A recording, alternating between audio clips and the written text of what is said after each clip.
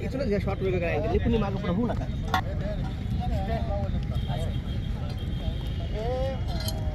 रस्ता राहणार मधला पॅसेज राहणार असं क्रॉस कमी पडतं ना अंतर.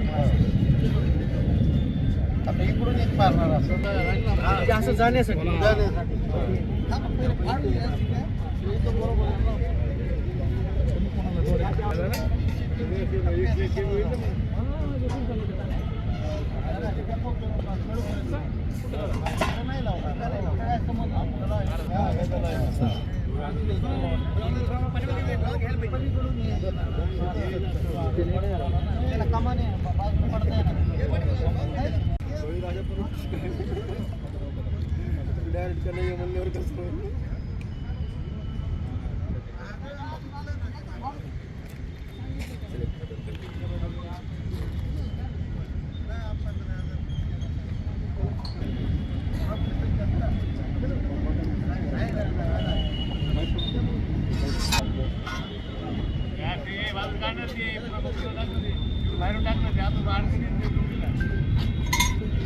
कशा पद्धतीने तयारी केली?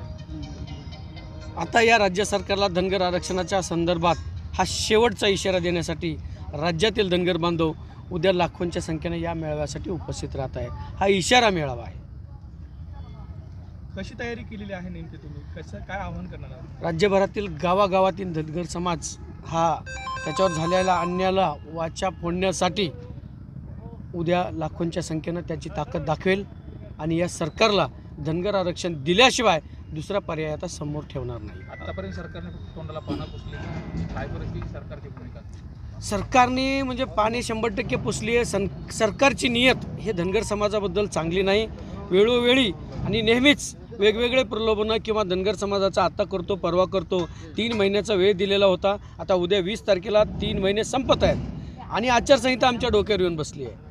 मग धनगर समाजाला आरक्षण मिळणार कधी? आमच्या लेकराबाळांचं कधी भलं होणार आहे? हा प्रश्न सगळ्यांना आता सतावतोय. 20 तारखेचा अल्टिमेटम आहे. उद्या देखील आता तुम्ही इशारा सभा म्हणून याला आयोजित केलेला आहे. काय इशारा असणार आहे सरकार? धनगर आरक्षणाची अंमलबजावणी जर या राज्य सरकारने या 4-5 दिवसामध्ये त्यांच्या मुदतीपूर्वी नाही केली तर राज्य सरकारला धनगर समाज काय आहे, धनगर समाजाची ताकद काय आहे किंवा धनगर समाज पुढील दिशा, पुढील आंदोलन अत्यंत तीव्रपणे पुढील दिशा काय घेणार आहे हे राज्य सरकारला उद्याच्या इशारा मेळाव्यामध्ये कळणार आहे. संसदमध्ये का